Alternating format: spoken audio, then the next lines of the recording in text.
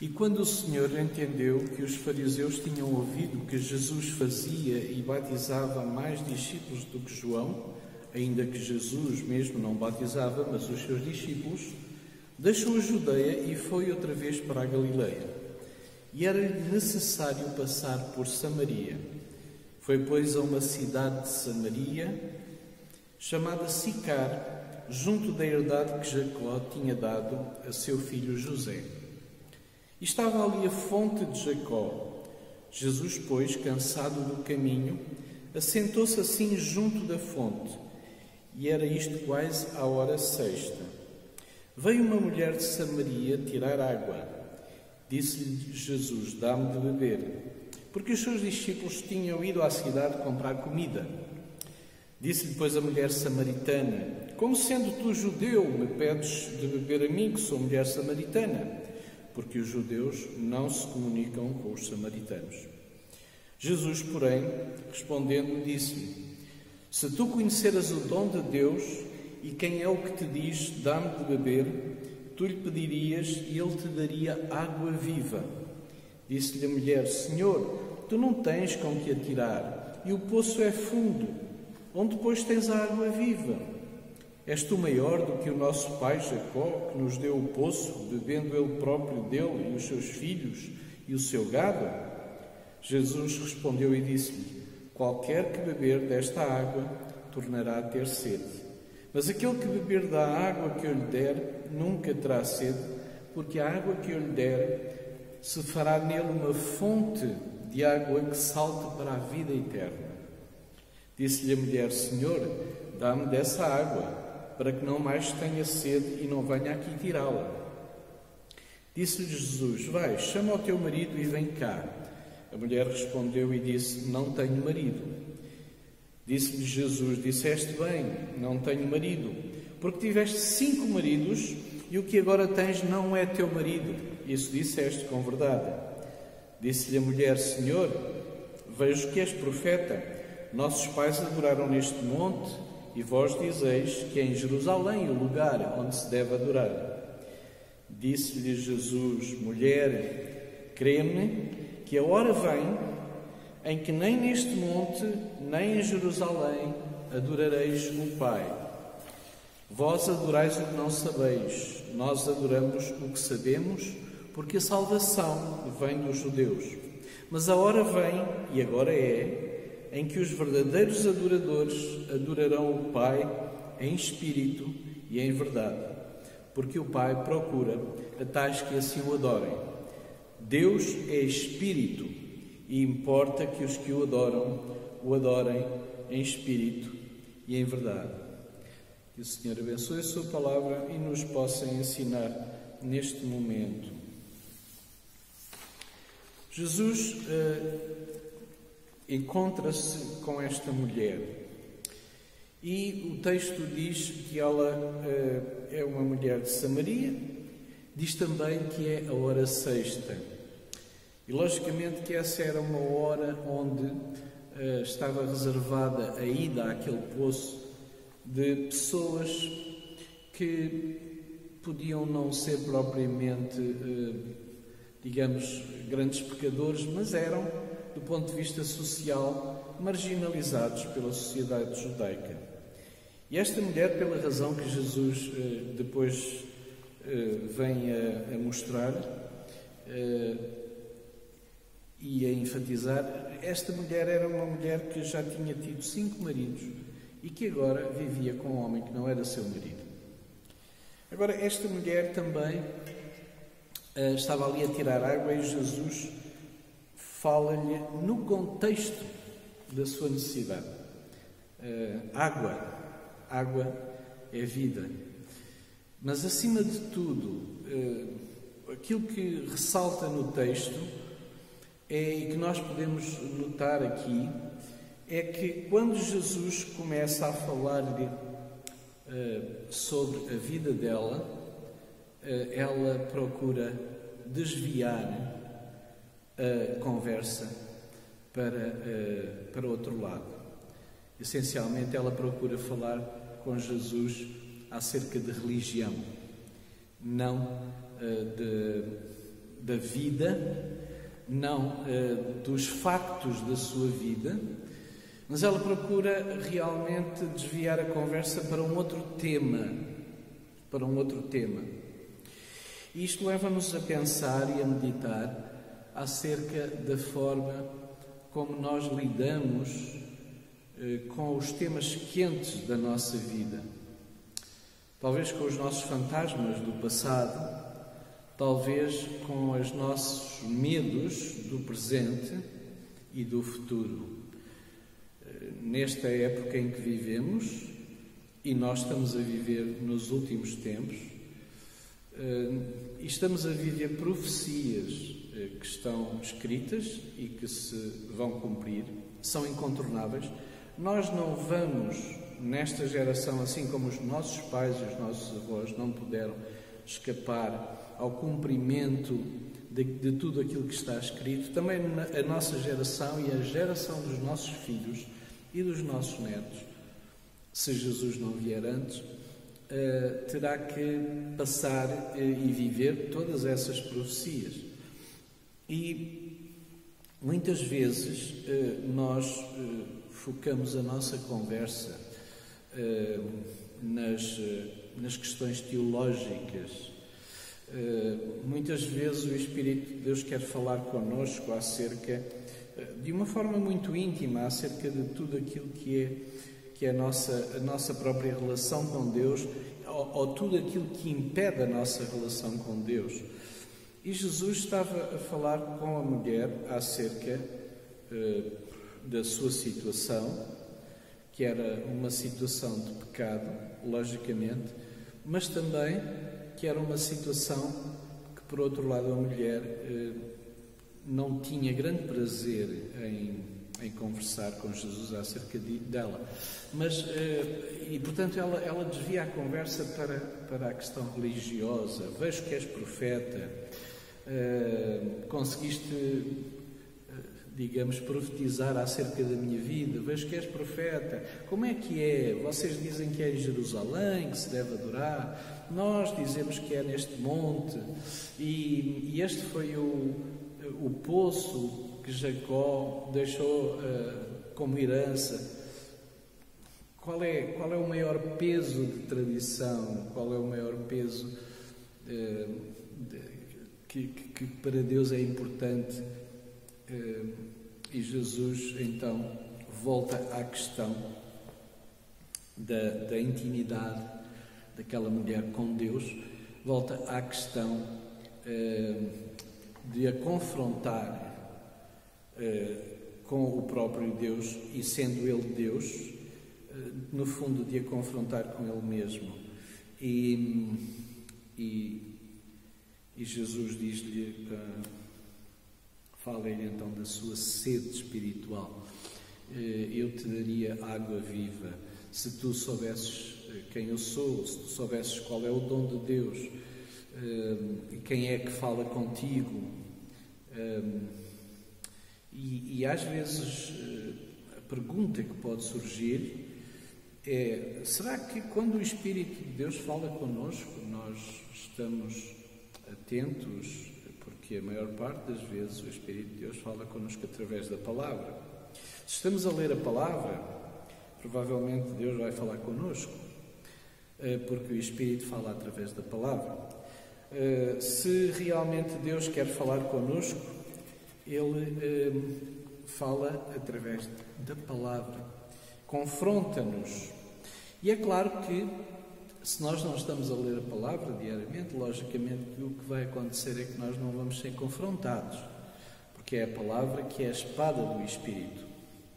É a palavra que entra até ao mais profundo do nosso ser e pode discernir todas as coisas e pode separar aquilo que é bom daquilo que não agrada a Deus.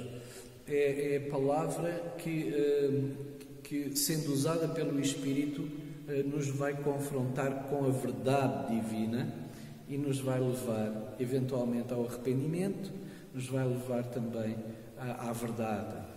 Jesus disse: santifica-os na palavra, na verdade, a tua palavra é a verdade.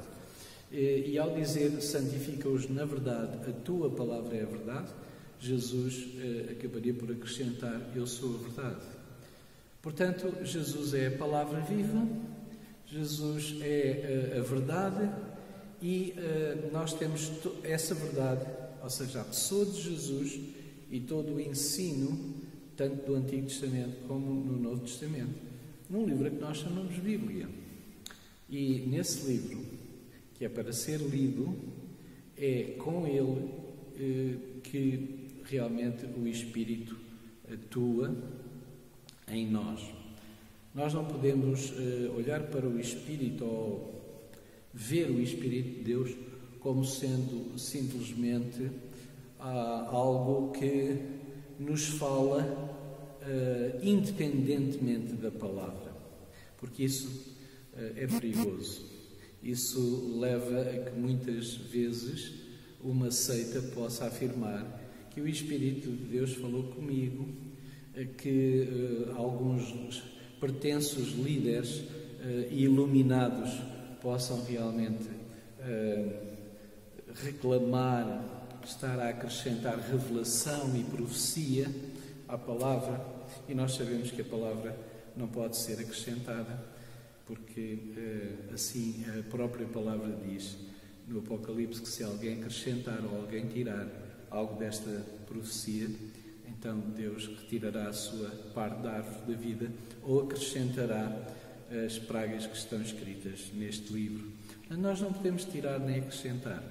E portanto, é a palavra de Deus que é usada pelo Espírito de Deus para nos confrontar. E ali estava a palavra viva, que é Jesus Cristo, confrontando aquela mulher.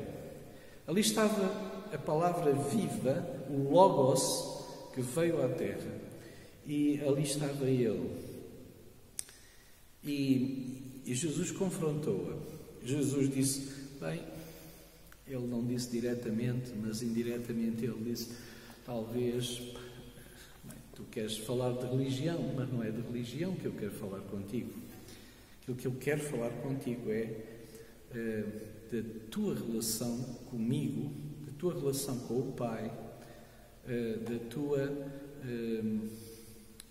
do teu ser mais íntimo à luz da santidade de Deus e portanto, aquilo que eu tenho para ti é água viva que vai renovar a tua vida espiritual, que vai realmente renovar o teu ser e vai fazer com que tu não andes numa busca constante pela felicidade onde ela não existe.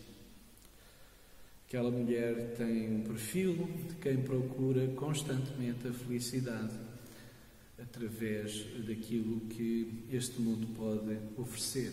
No caso dela, seriam, enfim, a segurança oferecida através dos vários casamentos ou através de um companheiro que era o caso dela, portanto, buscando a felicidade e as respostas, portanto, numa relação humana. O que Jesus está a dizer é a tua relação com Deus. É aí que está, é aí que reside o segredo da tua felicidade e do preenchimento total do teu ser.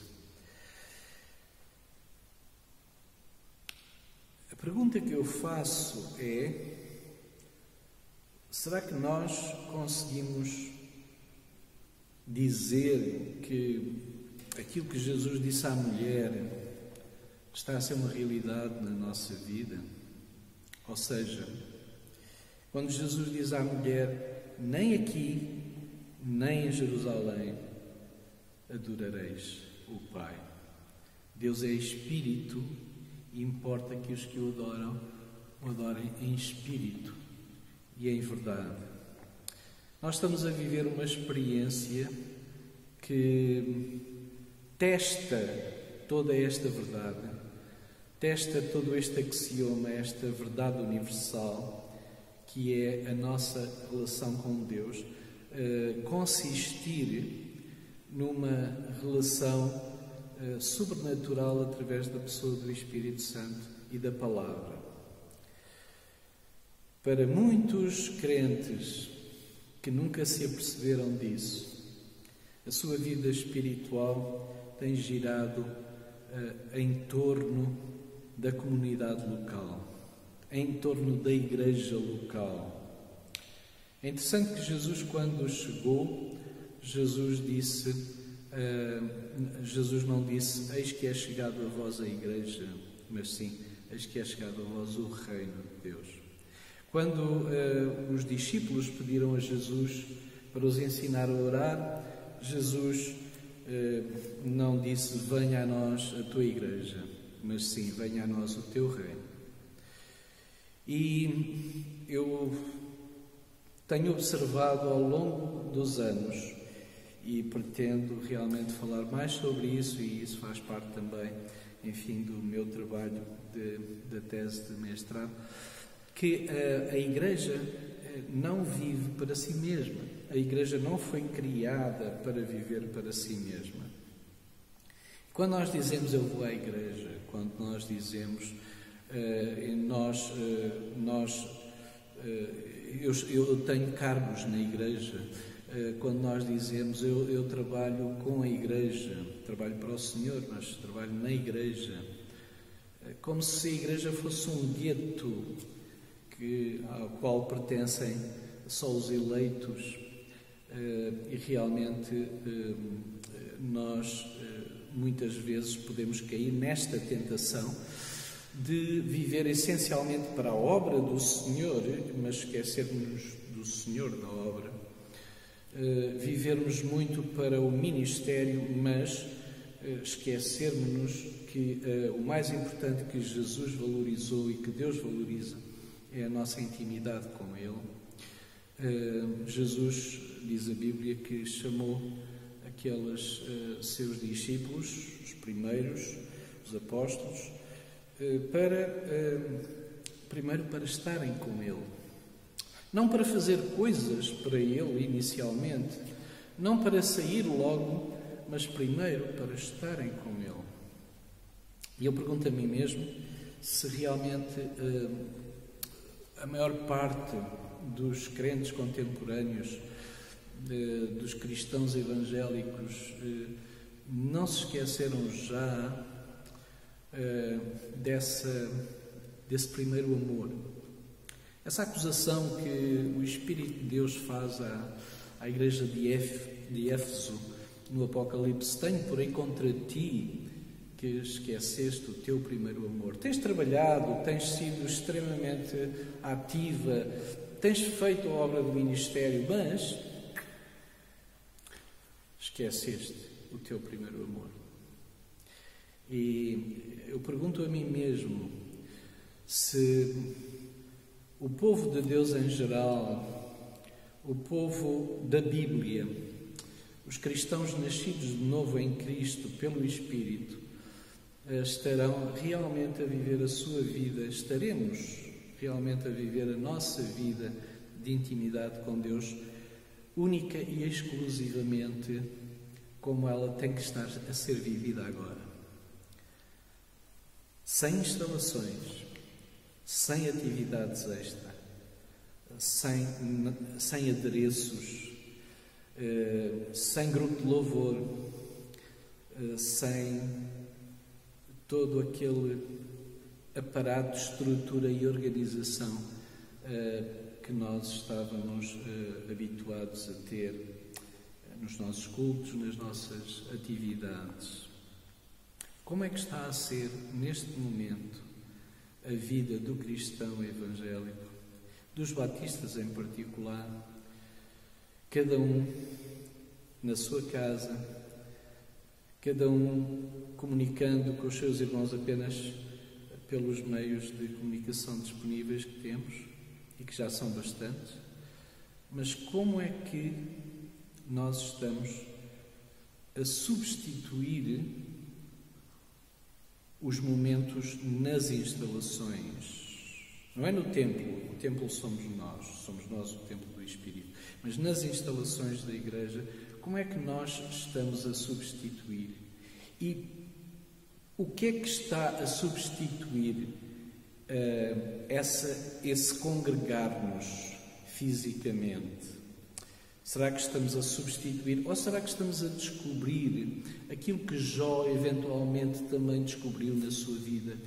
Eu conhecia-te pelo que diziam acerca de ti, mas agora conheço-te face a face.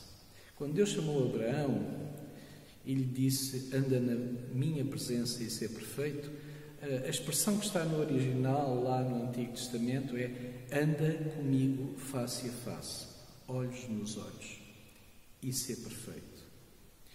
Isto é, nós só podemos ser santificados, só podemos realmente crescer em santidade à semelhança de Cristo na nossa vida, se nós andarmos com Deus face a face, olhos nos olhos, conscientes da sua presença sempre.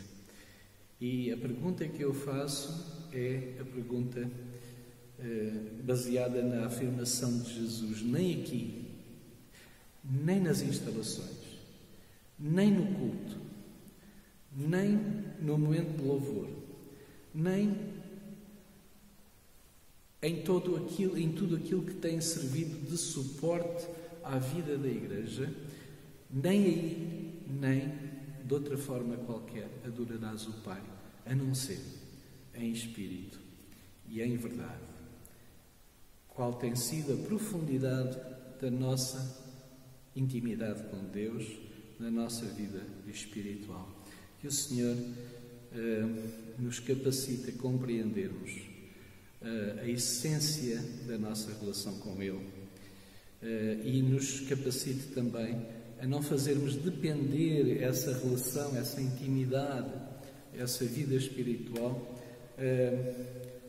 do espaço, dos objetos, dos símbolos ou dos recursos que eventualmente possamos ter, mas que Ele nos ajude a viver uma vida espiritual com Ele em espírito e em verdade. Que o Senhor nos abençoe. Amém.